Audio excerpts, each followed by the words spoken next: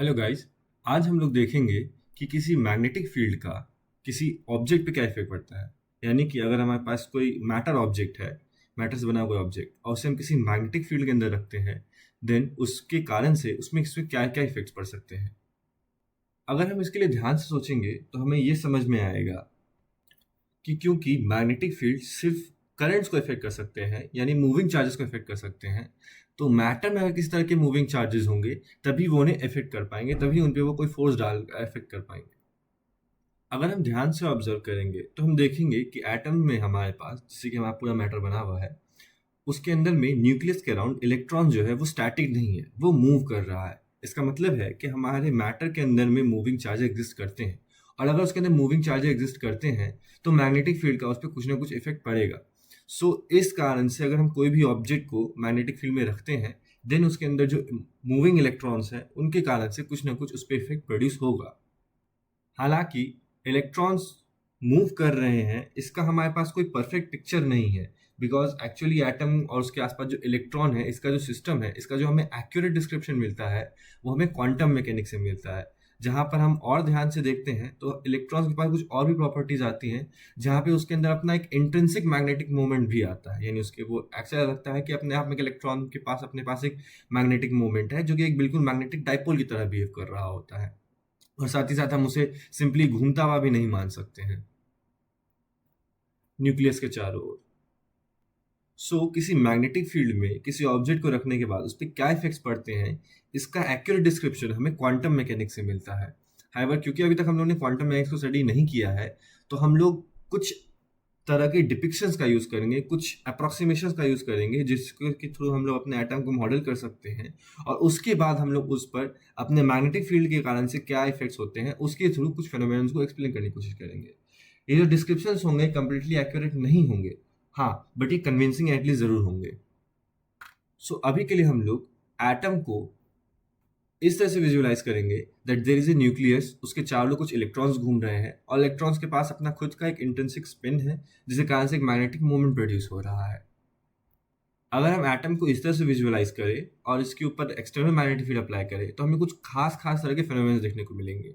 इन्हें हम basically broadly तीन अलग क्लास में क्लासिफाई कर सकते हैं: पैरामैग्नेटिज्म, डायमैग्नेटिज्म और फेरोमैग्नेटिज्म। अब ये फिनोमेनन्स कैसे अराइज होते हैं, इसके लिए ये बात ज़रूरी है कि सबसे पहले हम ये समझें कि कभी अगर हमारे पास कोई मैग्नेटिक डाइपोल है, सपोज दैट एक करंट कैरिंग लूप है, जैसे हम इलेक्ट्रॉन को न्यूक्लियस के चारों ओर घूमता हुआ मान सकते हैं,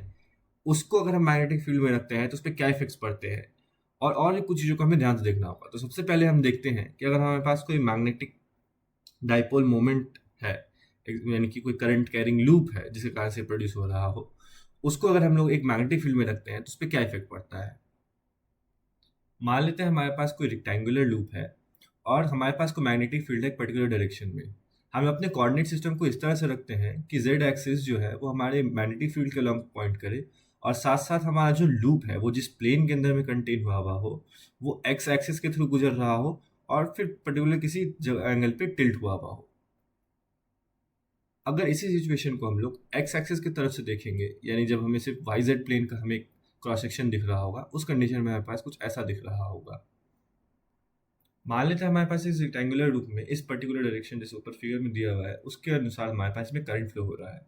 अगर हम अपने राइट हैंड रूल का यूज करें, चूंकि ये फ्लैट सरफेस है, तो उसके तो हम लोग डायरेक्टली कैलकुलेट कर सकते हैं कि इसका जो मैग्नेटिक फील्ड है वो इसके एरिया वेक्टर के डायरेक्शन की ओर पॉइंट कर रहा होगा, वो एग्जैक्टली किस तरह से होगा। अगर हम इसी को अपने इस नीचे वाले फिगर में लेवल करते हैं तो वो कुछ इस तरह से दिखेगा। यहाँ पर एम वेक्टर एक पर्टिकुलर डायरेक्शन में पॉइंट कर रहा होगा बेस्ड ऑन की लूप किस ढंग से ओरिएंटेड है, और साथ साथ हमारा जो मैग्नेटिक फील्ड है वो हमारे जेड एक्सिस के अलॉन्ग होगा। मान लेते हैं इन दोनों के बीच का जो एंगल है वो थीटा है। इसके साथ साथ हम लोग मान लेते हैं कि हमारे रेक्टेंगुलर लूप के साइड लेंथ एल और बी कुछ इस तरह से हैं। अब हम लोग देखेंगे यहाँ पर तो हमारे पास यहाँ पर कुछ करंट कैरिंग सेगमेंट्स है वायर के, और इस पर हम ये एक मैग्नेटिक फील्ड के अंदर रखा हुआ है। देन इस पर एक फोर्स लगेगा जिसको हम लोग लॉरेंस फोर्स के एक्सप्रेशन से कैलकुलेट कर सकते हैं। तो अगर हम ध्यान से देखेंगे तो हमारे चारों साइड पे फोर्सेस कुछ इस डायरेक्शन में लग रहे होंगे। अगर हम ध्यान से देखेंगे तो हमारे इसके किसी भी दो अपोजिट साइड जो है वो आपस में उनका लेंथ इक्वल है तो उन पे फोर्स का मैग्नीट्यूड तो इक्वल होगा, बट चूंकि उनमें करंट का डायरेक्शन ऑपोजिट है, उनमें फोर्स का डायरेक्शन जो है वो एग्जैक्टली ऑपोजिट होगा। इसका मतलब है कि हमारे पास यहाँ जो चारों फोर्सेज है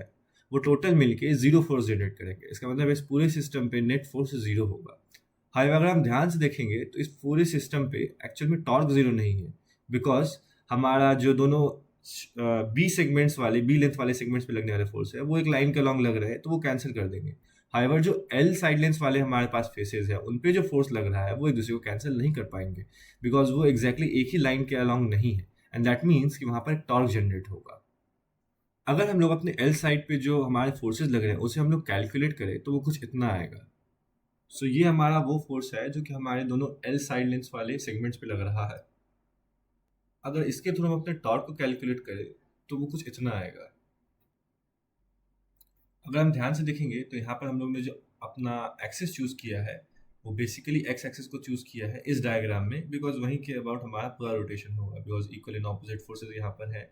अब अगर हम लोग इस एक्सप्रेशन को ध्यान से देखें तो यहाँ पर I into B into L का जो टर्म है वो हमारा कुछ नहीं बल्कि करंट इंटू एरिया है। अगर हम ध्यान से देखेंगे तो और कुछ नहीं बल्कि हमारा मैग्नेटिक मोमेंट है। इसे हम लोग एम से लिख सकते हैं, तो इससे हमारा टॉर्क का एक्सप्रेशन कुछ ऐसे हो जाएगा, कन्वर्ट हो जाएगा। अब अगर हम लोग अपने m और b इन दोनों ही वेक्टर्स को ध्यान से देखें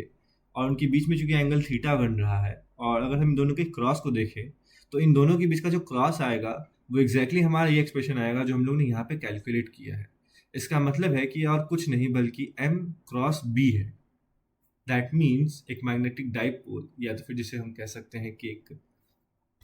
करंट कैरिंग लूप, इसे हम एक एक्सटर्नल मैग्नेटिक फील्ड में रखते हैं। इन दैट कंडीशन इस पे टोटल फोर्स तो जीरो होता है, हाउएवर इस पे एक टॉर्क लग रहा होता है जिसे हम लोग m vector cross b vector से कैलकुलेट कर सकते हैं, जहां m वेक्टर इसका डाइपोल मोमेंट होता है। अब इन जनरल इस बात को वेरीफाई किया जा सकता है कि हमारा लूप का साइज और शेप चाहे कैसा भी हो, हमारे पास जो टॉर्क आएगा वो हमेशा यही एक्सप्रेशन आएगा। इस एक्सप्रेशन में हम लोग बहुत ही खास बात को नोटिस कर सकते हैं कि इस एक्सप्रेशन में m क्रॉस b वेक्टर है, एंड दैट मीन्स कि टॉर्क तब जीरो होगा जब m वेक्टर और b वेक्टर आपस में पैरेलल हो जाए। गिवन कि हमारा मैग्नेटिक मोमेंट और मैग्नेटिक फील्ड दोनों ही नॉन जीरो है, दैट मीन्स कि हमारे पास कोई ना कोई मैग्नेटिक डाइपोल है और साथ साथ कुछ ना कुछ एक्सटर्नल मैग्नेटिक फील्ड है। In that condition, in quantity के जीरो होने के बाद एक ही कंडीशन है कि m वेक्टर और b वेक्टर सेम डायरेक्शन में हो जाए, एंड दैट मीन्स कि वो अपने आप में एक इक्विलिब्रियम का पोजीशन होगा, वहाँ पे टॉर्क भी जीरो होगा और वहाँ पे फोर्स भी जीरो होगा। जिसका कि मतलब है कि जब भी हम किसी मैग्नेटिक डाइपोल को किसी एक्सटर्नल मैग्नेटिक फील्ड में रखने की कोशिश करेंगे, देन उस पर एक टॉर्क जनरेट होगा, और हम ध्यान से देखेंगे तो टॉर्क जो है वो उसी डायरेक्शन में मूवमेंट कर रहा है, सच दैट m और b वेक्टर दोनों के बीच का एंगल घट जाए और वो जीरो हो जाए। इसका मतलब है कि जब भी हम किसी मैग्नेटिक डाइपोल को किसी एक्सटर्नल मैग्नेटिक फील्ड में रखेंगे, देन वो चाहेगा कि उसका जो मैग्नेटिक मोमेंट का डायरेक्शन है वो मैग्नेटिक फील्ड के अलॉन्ग हो जाए, उसके साथ अलाइन हो जाए। सो एक एक्सटर्नल मैग्नेटिक फील्ड को अप्लाई करने के कारण से जो हमारे मैग्नेटिक डाइपोल्स हैं उनका जो डाइपोल मोमेंट का डायरेक्शन है वो मैग्नेटिक फील्ड के डायरेक्शन के साथ अलाइन होने की कोशिश करेगा। ये हमें आगे चल के पैरामैग्नेटिज्म के फिनोमेनन को एक्सप्लेन करने में हेल्प करेगा, बिकॉज हम लोग जो इलेक्ट्रॉन है उनके स्पिन को इसी तरह के मैग्नेटिक डाइपोल की तरह विजुअलाइज कर सकते हैं, और उसके कारण से हमारा एग्जैक्ट ऐसा ही फिनोमेनन हम लोग को पैरामैग्नेटिज्म के दौरान भी देखने को मिलेगा। आइए अब हम इसी कॉन्सेप्ट पे बेस्ड एक एग्जांपल को कंसीडर करते हैं। मान लेते हैं हमारे पास कोई सर्कुलर करंट कैरिंग लूप है जिसमें पर्टिकुलर डायरेक्शन में करंट फ्लो कर रहा है, इसका रेडियस a है, और फिर इसके प्लेन में ही हमारे पास कोई बहुत दूरी पर हमारे पास एक स्क्वायर लूप है, सच दैट कि इसका जो है उसके जो दो सेगमेंट्स हैं वो प्लेन के परपेंडिकुलर लाई कर रहे हो। स्क्वायर लूप का साइड लेंथ b है, और इन दोनों के बीच में यानी स्क्वायर लूप जो हमारा है और हमारा जो ये सर्कुलर लूप है उसके सेंटर इन दोनों के बीच में ही r डिस्टेंस है। देन हमें कैलकुलेट करना है कि इस स्क्वायर लूप पर क्या टॉर्क होगा। अब अगर हम यहाँ पर ध्यान से देखेंगे तो इस स्क्वायर लूप पर जो हमारे पास टॉर्क होगा उसे हम लोग लिख सकते हैं कि इस स्क्वायर लूप के कारण से जो मैग्नेटिक मोमेंट होगा m, उसका हम लोग क्रॉस प्रोडक्ट ले लेंगे उस मैग्नेटिक फील्ड के कारण से जो इस सर्कुलर लूप के कारण से वहाँ पे प्रोड्यूस हो रहा है। क्योंकि ये बहुत बड़ी डिस्टेंसेज है तो हम लोग मान सकते हैं उसके कारण से वहाँ पे मैग्नेटिक फील्ड प्रोड्यूस हो रहा होगा वो ऑलमोस्ट कांस्टेंट है। पर यहाँ पर हम एक और बात देख सकते हैं कि हमारे पास यह जो सर्कुलर करंट कैरिंग लूप है, उसे हम लोग एक मैग्नेटिक डाइपोल की तरह ट्रीट कर सकते हैं, और उसके कारण से जो मैग्नेटिक फील्ड का एक्सप्रेशन है उसे हम लोग ने पहले ही कैलकुलेट कर रखा है, जो कि कुछ इस तरह का था। सो ये हमारे किसी डाइपोल के कारण से जो मैग्नेटिक फील्ड होता है किसी पोजीशन पे, उसका एक्सप्रेशन हो गया, जो कि हम लोग अपने सर्कुलर करंट कैरिंग लूप के लिए अप्लाई कर सकते हैं, और उसके थ्रू किसी भी जगह पे मैग्नेटिक फील्ड को हम लोग कुछ इस तरह से कैलकुलेट कर सकते हैं। इसके थ्रू हम लोग जो स्क्वायर लूप पे अराउंड जो मैग्नेटिक फील्ड है उसे भी कैलकुलेट कर सकते हैं, और उसे हम लोग लगभग कांस्टेंट मान सकते हैं बिकॉज उससे काफ़ी ज़्यादा दूर है। अब हम यहाँ पर ध्यान से देखेंगे तो अगर हम दोनों ही लूप्स के कारण से जो मैग्नेटिक उनका मोमेंट है उसके डायरेक्शन को देखेंगे तो वो कुछ इस तरह का दिखेगा। अब हम यहाँ पर से ध्यान से देखें क्योंकि हमारा जो स्क्वायर लूप है वो बहुत दूर है,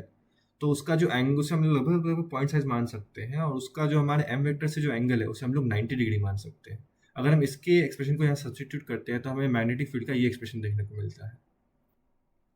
सो ये हमारे मैग्नेटिक फील्ड का एक्सप्रेशन हो जाएगा। अगर हम ध्यान से देखेंगे तो theta equal to pi by 2 के लिए हमारा जो थीटा कैप है वो और कुछ नहीं बल्कि जेड कैप, जो उनके जो उल्टा डायरेक्शन है माइनस जेड कैप जो डायरेक्शन है उसमें पॉइंट कर रहा है। सो हम लोग अपने मैग्नेटिक फील्ड को कुछ इस तरह से लिख सकते हैं। यहाँ पर हम लोग ने X Y Z coordinate system को कुछ इस तरह से रखा हुआ है। अगर हम इसमें ध्यान से देखें तो हम लोग इसमें जो एम स्क्वायर है यानी magnetic moment of the square loop उसे भी कैलकुलेट कर सकते हैं, और कुछ इस तरह से लिख सकते हैं, बिकॉज हमारा जो मैग्नेटिक मोमेंट है स्क्वायर का उसका डायरेक्शन वाई कैप के अलॉन्ग है, और साथ ही साथ जो हमारा एम सर्कुलर है यानी सर्कुलर लूप के कारण से जो हमारा मैग्नेटिक मोमेंट है उसे हम लोग कुछ इस तरह से लिख सकते हैं। अगर हम लोग अपने इस बी वेक्टर के एक्सप्रेशन को यहाँ पर टाउ के एक्सप्रेशन में डालते हैं तो उससे हमें ये एक्सप्रेशन देखने को मिलेगा। यहाँ पर एम स्क्वायर एम सर्कुलर की वैल्यू को सब्स्टिट्यूट करने और वाई क्रॉस जेड और इसका जो नेगेटिव ले रहे हैं इसको पूरी तरह से सिंप्लीफाई करने पे हमें ये एक्सप्रेशन देखने को मिलेगा। अब इसके बाद हम लोग जो एटम में जो इलेक्ट्रॉन्स हैं जो कि एक पर्टिकुलर ऑर्बिट्स में हम लोग घूम रहे हैं, जैसा अभी तक हम लोग अपने एटम के मॉडल में सपोज कर रखा है, उसको जो हम लोग एक्सटर्नल मैग्नेटिक फील्ड में रखते हैं, देन उस पर क्या इफेक्ट होता है इसे ध्यान से ऑब्जर्व करने की कोशिश करेंगे। सो हम लोग एटॉमिक ऑर्बिट को कुछ इस तरह से सपोज कर सकते हैं दैट हमारे पास एक न्यूक्लियस है जिसमें कुछ पॉजिटिव चार्ज है, और हमारा इलेक्ट्रॉन इसके चारों ओर रिवॉल्व कर रहा है। मान लेते हैं इस ऑर्बिट का रेडियस r है, और जो हमारा इलेक्ट्रॉन है वो एक पर्टिकुलर डायरेक्शन में घूम रहा है, उसके ऑपोजिट डायरेक्शन में हम लोग इसे एक स्टेडी करंट सपोज कर सकते हैं, बिकॉज यहाँ पर हमारे पास इलेक्ट्रॉन इतना तेजी से घूम रहा है दैट उनसे हम लोग लगभग लगभग स्टेडी करंट मान सकते हैं। ऐसे कंडीशन में जो करंट है उसको हम लोग कुछ इस फॉर्म में लिखेंगे, जिसके लिए हमें टाइम पीरियड का जरूरत पड़ेगा, और उसके लिए हम लोग टाइम पीरियड को पहले कुछ इस तरह से लिख सकते हैं। इसी के साथ साथ हम यहाँ इसका मैग्नेटिक मोमेंट भी कैलकुलेट कर सकते हैं, जो कि कुछ इस तरह से होगा। अब जब भी हम लोग कोई मैग्नेटिक फील्ड अप्लाई करेंगे एक्सटर्नल मैग्नेटिक फील्ड, देन हम ये बात देखेंगे कि इसकी जो हमारा एटॉमिक ऑर्बिट है वो इस ढंग से ओरिएंट हो जाएगा सच दैट कि हमारा एम वेक्टर और बी वेक्टर के बीच में कोई एंगल नहीं है, दैट मीन्स दोनों ही सेम एंगल पे है, या ऐसा कह सकते हैं कि दोनों आपस में पैरेलल हो जाएंगे एक ही लाइन के अलॉन्ग, ताकि इन पे जो नेट टॉर्क है वो जीरो हो जाए। अगर हम ध्यान से देखेंगे तो ऐसे कंडीशंस में दो अलग अलग केसेस पॉसिबल हैं जो कि कुछ इस तरह से दिख रहे हैं। इन दोनों ही कंडीशंस में देखेंगे कि हमारे पास टॉर्क जीरो है, आइदर मैग्नेटिक फील्ड और मैग्नेटिक मोमेंट दोनों सेम लाइन के अलॉन्ग हो जाए, आइदर सेम डायरेक्शन में, आइदर एक दूसरे के एग्जैक्ट ऑपोजिट डायरेक्शन में। अब हम लोग यहाँ पे इस बात को अज्यूम करेंगे कि हमारे मैग्नेटिक फील्ड के कारण से इन ऑर्बिट्स पे कुछ ना कुछ चेंज आएगा, वो चेंज इनकी सिर्फ और सिर्फ ऑर्बिटल स्पीड में आएगा, यानी कि इलेक्ट्रॉन जो घूम रहे हैं उनकी स्पीड में चेंज आएगा, न कि ऑर्बिट्स के साइज पे आएगा। दैट मीन्स कि हम लोग मान रहे हैं कि कुछ ही स्पेसिफिक ऑर्बिट्स हैं जहाँ पर हमारे पास स्टेबल एनर्जी है एग्जिस्ट कर रही है, उसके अलावा कहीं पे एग्जिस्ट नहीं कर रही है, सो वो उस रेडियस को चेंज नहीं करेगी, बल्कि वो सिर्फ और सिर्फ उसके ऑर्बिटल स्पीड को चेंज करेगी। दूसरी बात यहाँ पर अगर हम ध्यान से देखेंगे तो ये जो स्पीड है ये काफ़ी ज़्यादा स्पीड है, जो कि हमने स्टार्टिंग से अज्यूम किया था, और बहुत छोटे मोटे मैग्नेटिक फील्ड्स के कारण से इनमें बहुत ज़्यादा चेंज नहीं आने वाला है। सो इसके कारण से हम लोग इसके अंदर जो चेंज है उसको काफ़ी छोटा अज्यूम करेंगे। अब इस कंडीशन में हम लोग सेंट्रीपिटल फोर्स जो है यहाँ पर एक्ट कर रहा है उसको इक्वेट करने की कोशिश करते हैं, बिकॉज यहाँ पे जो भी इलेक्ट्रिक और मैग्नेटिक फील्ड्स हैं सिर्फ फोर्सेज हैं, सिर्फ वही हमारे यहाँ पर सेंट्रीपिटल फोर्स की तरह काम कर रहे हैं। सो हमारा जो कैलकुलेशन है वो कुछ इस तरह का होगा। सो मान लेते हैं जो वी वेलोसिटी से इनिशियली चल रहा था, अब एक मैग्नेटिक फील्ड अप्लाई होने के कारण से वो वी बार में कन्वर्ट हो गया है। इन दैट कंडीशन हमारे पास ये इस तरह का एक्सप्रेशन आ जाएगा, जो बेसिकली वी बार को हम लोगों को सेंट्रल जितने यहाँ पे सेंट्रीपिटल फोर्सेज के ऊपर काम करें उनके कारण से जो फोर्सेज है उसके द्वारा इक्वेट करने पे मिल रहा है। वी बार का एग्जैक्ट मैग्नीट्यूड यहाँ पे दो बात पे डिपेंड करेगा, that magnetic field magnetic moment के साथ एग्जैक्टली है या एग्जैक्टली ऑपोजिट है, और साथ ही साथ बी का मैग्नीट्यूड यहाँ कितना है, बिकॉज और सारी चीज़ें यहाँ पे कॉन्स्टेंट रहेंगी। जब यहाँ पे बी जीरो हो जाएगा, इन दैट कंडीशन हमारा ये मैग्नेटिक फील्ड था ही नहीं, देन ये ओरिजिनल कंडीशन में चला जाएगा, जहाँ पे हम लोग वेलोसिटी को वी नॉट अज्यूम कर सकते हैं, और उस कंडीशन में हमारा जो एक्सप्रेशन वी नॉट का होगा वो कुछ इस तरह का दिखेगा। अगर हम लोग इस एक्सप्रेशन को ऊपर वाले के साथ सब्स्टिट्यूट करें, 1/4 pi epsilon naught Z E square by R square, इसकी वैल्यू को ऊपर वाले क्वेश्चन सब्स्टिट्यूट करें तो हमें ये एक्सप्रेशन देखने को मिलेगा, और इसे हम लोग इस फॉर्म में भी लिख सकते हैं। अगर हम ध्यान से देखें तो ये क्वांटिटी और कुछ नहीं बल्कि वेलोसिटी में आने वाला चेंज है, और इस क्वांटिटी में हमारा वी बार और वी नॉट जो कि लगभग एक दूसरे के इक्वल होगा, तो इसे हम अप्रॉक्सीमेटली 2v बार इतना लिख सकते हैं। इससे जो हमारा एक्सप्रेशन है वो कुछ इस फॉर्म में कन्वर्ट हो जाएगा। यहाँ पे वी बार का टर्म कैंसिल हो जाएगा और उससे हमें ये एक्सप्रेशन देखने को मिलेगा। सो ये हमारा वेलोसिटी में आने वाला चेंज है, और depending upon magnetic field either साथ में है या उसके ऑपोजिट डायरेक्शन में है मैग्नेटिक मोमेंट के, या आइदर इंक्रीज होगा या डिक्रीज होगा। अब यहाँ पर हम एक बात नोटिस कर सकते हैं कि यहाँ पर हम ध्यान से देखेंगे तो जब मैग्नेटिक फील्ड मैग्नेटिक मोमेंट के एग्जैक्ट सेम साइड में होगा, देन उसके कारण से जो ऑर्बिटल वेलोसिटी है, जो इलेक्ट्रॉन की वेलोसिटी है, वो बढ़ जाएगी, और ऑपोजिट कंडीशन में हमारा जो उसकी स्पीड है वो एक्चुअल में घट जाएगी, जो हम लोग डायरेक्टली फोर्स को कैलकुलेट करके देख सकते हैं, बिकॉज पहले वाले कंडीशन में जो फोर्स है वो इनवर्ड आएगी, और इनवर्ड फोर्स जो सेंटीमीटर फोर्स है जब वो बढ़ेगा, जब उसके कारण से हमारे पहले वाले एक्सप्रेशन के हिसाब से वी बार को भी बढ़ना होगा वी नॉट के मुकाबले, और दूसरे वाले एक्सप्रेशन में हमारे पास नेगेटिव के साथ वही सेम एक्सप्रेशन आएगा। इसके कारण से हमारी जो लेफ्ट साइड वाला टर्म है, सेंटीमीटर फोर्स वाला टर्म, जो इलेक्ट्रिक और मैग्नेटिक फोर्स के कारण से आ रहा है, वो घट जाएगा, जिसके कारण से वेलोसिटी भी घटना होगा। दैट मीन्स जब मैग्नेटिक फील्ड उसके साथ में है मैग्नेटिक मोमेंट के साथ में, देन हमारा स्पीड बढ़ेगा, अदरवाइज हमारा स्पीड घटेगा।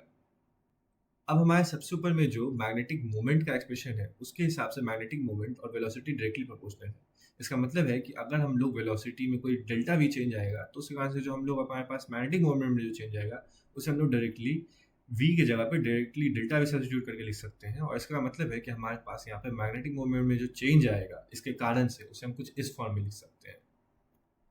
सो हमारे मैग्नेटिक मोमेंट में जो चेंज आ रहा है उसका एक्सप्रेशन कुछ इस तरह का दिखेगा, और ये हमें बताता है कि जिस डायरेक्शन में हमारे पास मैग्नेटिक फील्ड लग रही है, उसके एग्जैक्ट ऑपोजिट डायरेक्शन में हमारे पास एक और छोटा सा एक्स्ट्रा मैग्नेटिक मोमेंट इंड्यूस हो जाएगा, और इसी मैग्नेटिक मोमेंट के कारण से जो ऑपोजिट इंड्यूस होता है, इसके कारण से ही हमारा पूरा डायमैग्नेटिज्म का फेनोमेनन होता है, जिस कारण से हमारे पास ऑब्जेक्ट और जो मैग्नेटिक फील्ड है उसके ऑपोजिट एक मैग्नेटाइजेशन क्रिएट होता है। तो अब इन जितना भी चीज़ हम लोगों ने कैलकुलेट किया वो सफिशिएंट है कि हम लोग क्वालिटेटिवली एनालाइज कर सके कि जब भी हम लोग कोई मैग्नेटिक फील्ड किसी मैटर पे अप्लाई करते हैं, किसी ऑब्जेक्ट पे अप्लाई करते हैं, देन उस पर क्या इफेक्ट्स पड़ते हैं। हमारे एटॉमिक मॉडल में अब तक हमने माना है कि एक एटम बेसिकली एक पॉजिटिव सेंटर जो न्यूक्लियस है उसके अराउंड रिवॉल्विंग इलेक्ट्रॉन्स के द्वारा कंसिस्ट किया हुआ होता है, और इन इलेक्ट्रॉन्स के पास अपना खुद का एक मैग्नेटिक मोमेंट होता है, जिनके एक इंट्रिंसिक प्रॉपर्टी होती है जो बेसिकली स्पिन नाम के कैरेक्टरिस्टिक्स के कारण से आती है। अब हम लोग ये जानते हैं कि एटम्स के अंदर में जो इलेक्ट्रॉन जनरली जब आते हैं उसके अंदर फिलअप होते हैं, देन वो ऑपोजिट स्पिन के साथ पेयरिंग होता हुआ हमारे पास ये फीलिंग होता है। इसके कारण से कुछ हमारे पास ऐसे एटम्स क्रिएट होते हैं जिनके पास एक स्पिन फ्री इलेक्ट्रॉन होता है, जिसका स्पिन पेयर्ड नहीं हो रहा होता है, और कुछ ऐसे एटम्स होते हैं जिनमें हमारा सारा ढंग से स्पिन्स का पेयरिंग अप हो रहा होता है। हालांकि इसके अलावा एक और भी तरह के एटम्स होते हैं जिनमें कुछ खास रूल्स के कारण से ये होता है कि उसके अंदर हमारे पास काफ़ी ज़्यादा अनपेयर्ड इलेक्ट्रॉन्स देखने को मिल जाते हैं, काफ़ी ज़्यादा स्पिन फ्री इलेक्ट्रॉन्स। इन तीनों को ही जब हम मैग्नेटिक फील्ड पे अप्लाई करते हैं, तीनों पे ही, देन हमें इन तीनों पे ही तीन डिफरेंट तरह के इफेक्ट्स देखने को मिलते हैं। इनमें से जिनके पास भी हमारे पास एक अनपेयर्ड इलेक्ट्रॉन होता है, उस पर एक्सटर्नल मैग्नेटिक फील्ड का ऐसा इफेक्ट पड़ता है सच दैट उस पर एक टॉर्क जनरेट होता है, और उस टॉर्क के कारण से हमारा जो उनका जो मैग्नेटिक मोमेंट है वो एग्जैक्टली उसी डायरेक्शन में अलाइन हो जाता है जिस डायरेक्शन में हमारा मैग्नेटिक फील्ड है। इसके कारण से हमारे पास ढेर सारे छोटे छोटे मैग्नेटिक डाइपोल्स हो जाते हैं जो उस ऑब्जेक्ट में एक ही डायरेक्शन में अलाइन हो जाते हैं, जो कि मैग्नेटिक फील्ड का नाम होता है। दैट मीन्स कि जब भी हम उस पर मैग्नेटिक फील्ड अप्लाई कर रहे होते हैं, देन ऐसे सब्सटेंसेस में सारे डाइपोल जो स्पिन वाले इलेक्ट्रॉन्स होते हैं वो एक डायरेक्शन में अलाइन होकर एक डायरेक्शन में एक बड़े मैग्नेटिक डाइपोल को क्रिएट करते हैं। सो हमारे पैरामैग्नेटिक सब्सटेंस के बाद कुछ इस तरह से होता है। इनिशियली इसके अंदर जितने भी अपने स्पिन वाले इलेक्ट्रॉन्स होते हैं जो कि फ्री होता है, जो कि अनपेयर्ड होता है, वो हमारा किसी भी रैंडम डायरेक्शन में ओरिएंटेड होता है। बट देन जैसे ही मैग्नेटिक फील्ड हम अप्लाई करते हैं वो उसके अलॉन्ग अलॉन्ग अलाइन हो जाते हैं और हमारे पास एक डाइपोल क्रिएट हो जाता है। डायामैग्नेटिज्म के लिए हमारे पास यहाँ पे कोई भी अनपेयर्ड इलेक्ट्रॉन्स नहीं होते हैं। ऐसे कंडीशन में मैग्नेटिक फील्ड अप्लाई करने के बाद हमारे पास किसी भी डाइपोल का किसी पर्टिकुलर डायरेक्शन में अलाइनमेंट नहीं होता है। जो हमारे स्पिन वाले इलेक्ट्रॉन्स के स्पिन होते हैं उनका अलाइनमेंट नहीं होता है। हाउएवर जो हमारे ऑर्बिटल मैग्नेटिक मूवमेंट्स होते हैं उनका अलाइनमेंट हम लोग को यहाँ पे देखने को मिलता है कि वो हमारे मैग्नेटिक फील्ड के अलॉन्ग सेम डायरेक्शन में अलाइन हो गए। बट उनका भी मैग्नेटिक मूवमेंट जो होगा वो जीरो होगा, बिकॉज हम जानते हैं कि ऐसे कंडीशन में वो आइदर मैग्नेटिक फील्ड के साथ एग्जैक्टली सेम डायरेक्शन या ऑपोजिट डायरेक्शन दोनों में अलाइन हो सकते हैं और दोनों में इक्वल चांस होने के कारण से ओवरऑल जो हमारे पास मैग्नेटिक मूवमेंट डेवलप होगा वो जीरो हो जाएगा। बट हम लोग ने साथ में देखा है कि ऐसे कंडीशन में हमेशा मैग्नेटिक फील्ड के ऑपोजिट एक छोटा सा मैग्नेटिक डाइपोल क्रिएट होता है और यहाँ पर वही इंपॉर्टेंट आता है। और इसके कारण से क्या हम लोग को देखने को मिलता है कि वो जो क्वांटिटी है वो इरिस्पेक्टिव है कि हमारा मैग्नेटिक मोमेंट शायद चाहे मैग्नेटिक फील्ड के साथ अलाइन हो या ऑपोजिट अलाइन हुआ हो, लेकिन उन दोनों ही कंडीशन में हमारे पास जो वो मैग्नेटिक मोमेंट है वो हमेशा मैग्नेटिक फील्ड के ऑपोजिट डायरेक्शन में ही क्रिएट हो रहा है। ऐसी कंडीशन में हमारे पास के अंदर ढेर सारे छोटे छोटे छोटे छोटे मैग्नेटिक मोमेंट्स क्रिएट हो जाएंगे जो मैग्नेटिक फील्ड के ऑपोजिट है और इस कारण से हमारे पास एक ऑपोजिट डाइपोल क्रिएट हो जाएगा। एक्चुअली ये फेनोमेनन पैरामैग्नेटिज्म में भी होता है, बट उसमें जो स्पिन वाले इलेक्ट्रॉन्स होते हैं उनके कारण से जो मैग्नेटिक मोमेंट क्रिएट हो रहा होता है वो इतना ज़्यादा होता है कि डायमैग्नेटिज्म का इफेक्ट वहाँ पे नेग्लिजिबल हो जाता है। हाउएवर ऐसे सब्सटेंस जिनमें कि सिर्फ पेयर्ड इलेक्ट्रॉन्स ही होते हैं उनमें पैरामैग्नेटिक इफेक्ट हो ही नहीं पाता है और ऐसे कंडीशन में उनमें सिर्फ और सिर्फ जो सिग्निफिकेंट मैग्नेटिक मूवमेंट होता है वो बस इनका ही होता है और इसी कारण से डायमैग्नेटिज्म हम देख भी सकते हैं कि काफ़ी वीक होती है। इसके बाद आता है हमारा फेरोमैग्नेटिज्म। फेरोमैग्नेटिज्म के समय में ऐसा होता है कि हमारे एटम के अंदर में एक या दो नहीं बल्कि ढेर सारे हमारे पास अनपेयर्ड इलेक्ट्रॉन्स हो जाते हैं। इसके कारण से इनका खुद का जो इंट्रिंसिक मैग्नेटिक फील्ड होता है वो इतना स्ट्रांग होता है कि वो ही अपने आसपास के नेबर को काफ़ी अच्छे से इफेक्ट कर पाता होता है। इस कारण से हम जब देखते हैं कि जब भी कोई फेरोमैग्नेटिक सब्सटेंस प्रोड्यूस हो रहा होता है वहाँ पे एटम्स कलेक्ट होकर उसे बना रहे होते हैं, आइदर सपोज दैट वो किसी तरह से गर्म होकर ठंडा होकर बन रहा हो या फिर किसी तरह से उसके एटम जुड़ रहे हो, देन उसमें छोटे छोटे ऐसे टुकड़े क्रिएट होते हैं जिनमें कि सारे एटम जो होते हैं वो सेम ही डायरेक्शन में ओरिएंट होते हैं। इन्हीं को हम लोग डोमेन्स कहते हैं। लेकिन इसमें भी वही बात होता है जैसा पैरामैग्नेटिज्म के साथ होता है कि इसमें भी वो डोमेन्स जो होते हैं वो रैंडमली ओरिएंटेड हो जाते हैं और इस कारण से हमारा जो पूरा सब्सटेंस है उसमें कोई मैग्नेटिक फील्ड जनरेट नहीं हो पाता है। बट जैसे ही हम कोई एक्सटर्नल मैग्नेटिक फील्ड अप्लाई करते हैं देन हम देखते हैं कि ये सारे डोमेन्स के मैग्नेटिक फील्ड एक ही डायरेक्शन में अलाइन हो जाते हैं, बिल्कुल पैरामैग्नेटिक में जैसा होता है बिल्कुल वैसे ही उसी तरह से। और इस कारण से हमारे पास यहाँ पे भी मैग्नेटिक फील्ड के सेम डायरेक्शन में एक मैग्नेटिक डाइपोल मूवमेंट क्रिएट हो जाता है। बट अगर हम इसमें ध्यान से देखें तो क्योंकि इसमें पैरामैग्नेटिज्म के अलावा उसमें तो सिर्फ एक ही अनपेयर्ड इलेक्ट्रॉन था, इसमें कई सारे अनपेयर्ड इलेक्ट्रॉन हैं। इसके कारण से इसमें जो मैग्नेटिक डाइपोल क्रिएट होता है वो उसके मुकाबले एक बहुत ज़्यादा स्ट्रॉन्ग मैग्नेटिक फील्ड क्रिएट होता है, एक मैग्नेटिक डाइपोल क्रिएट होता है और इतना स्ट्रांग होता है कि एक बार मैग्नेटिक फील्ड रिमूव करने के बाद डोमेन्स कई बार ऐसा होता है कि आराम से दोबारा से अपने पोजीशन पे जा भी नहीं पाते हैं, वो अपनी जगह पे ही स्टक हो जाते हैं और इस कारण से ये काफ़ी समय तक एक बार इससे अगर हम लोग इस पर मैग्नेटिक फील्ड अप्लाई कर दें और इसके अंदर एक मैग्नेटिक डाइपोल क्रिएट हो जाए देन वो कई समय तक वैसा का वैसा ही रह जाता है। हालांकि हम लोग ने पैरामैग्नेटिज्म, डायमैग्नेटिज्म और फेरोमैग्नेटिज्म को क्वालिटेटिवली डिस्कस किया है और समझने की कोशिश की है कि एग्जैक्टली कैसे वर्क करते हैं, बट इनके वर्क करने का एग्जैक्ट तरीका क्वांटम मैकेनिकल होता है। इसीलिए सभी जो हम लोग ने डिस्कशन किया है ये बिल्कुल क्वालिटेटिव है और ये सभी के सभी का जो एक्यूरेट डिस्क्रिप्शन आएगा वो सिर्फ और सिर्फ क्वांटम मैकेनिक्स से आएगा और ये उनका एक्यूरेट डिस्कशन एक्चुअली में नहीं है, सिर्फ और सिर्फ एक क्वालिटेटिव डिस्कशन है। तो आज हम लोग ने देखा कि कैसे एक मैग्नेटिक डाइपोल को हम लोग जब एक्सटर्नल मैग्नेटिक फील्ड में रखते हैं तो उस पर किस तरह से एक टॉर्क प्रोड्यूस होता है। अगर हम लोग एटॉमिक ऑर्बिट्स को कंसीडर करें जिनमें हमारे पास कांस्टेंट रेडियस है देन उनमें क्या फर्क पड़ता है इसे डिस्कस किया और साथ ही साथ पैरामैग्नेटिज्म, डायमैग्नेटिज्म और फेरोमैग्नेटिज्म इसको डिस्कस किया, जो कि बेसिकली 3 तरह के वो इंपॉर्टेंट इफेक्ट्स हैं जो हम लोग किसी ऑब्जेक्ट को मैग्नेटिक फील्ड में रखने पर ऑब्जर्व करते हैं। आई होप आपको एक्सप्लेनेशन अच्छा लगा होगा। Thank you.